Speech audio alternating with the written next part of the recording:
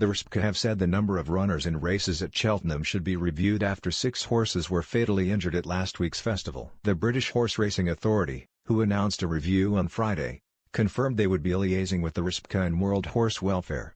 17 horses now having been lost at the festival in the last 3 years. 3 of the 4 horses which died on Friday, Dresden, North Hill Harvey and Some Plan, suffered their injuries while running in the 22-runner Grand Annual Chase. Mossbank and Report to Base on Tuesday and Sandsend also Friday were the other horses to suffer fatal injuries. RSPCA equine consultant David Muir suggested it would be appropriate to conduct a review similar to that carried out in 2012 on Aintree and after a string horse fatalities in the Grand National. That led to a new design of unique Aintree fences which has had a marked improvement on safety with no equine fatalities in the race since their introduction. Muir conceded identifying issues at Cheltenham would not be as easy. He added, "It is going to be a lot more difficult, but we cannot simply carry on having this sort of number of horses fatally injured on a racecourse without at least making the effort to look at everything. It has to be comprehensive and specifically numbers of runners may come into it."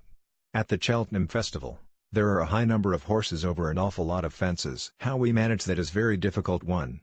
After jockey Richard Johnson was suspended for 7 days and fined £6,550 for breaching whip regulations on Gold Cup winner Native River, Muir also called for further change to the whip rules.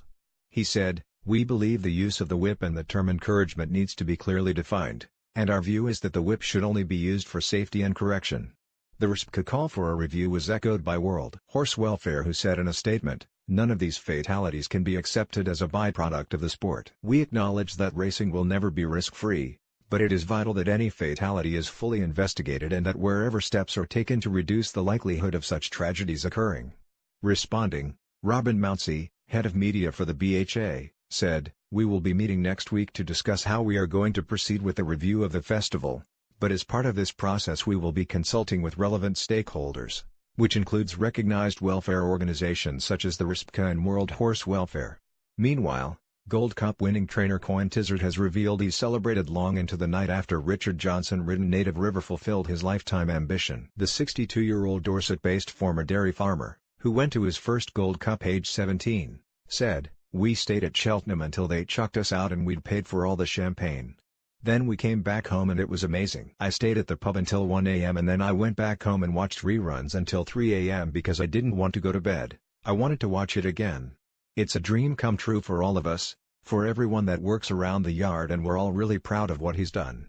Tizard confirmed everything would be geared taking Native River back to Cheltenham to defend his crown next year as a fresh horse.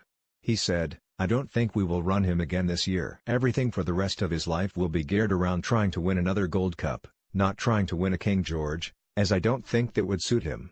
Whether he has 1 or 2 runs or 3 runs before, I don't know."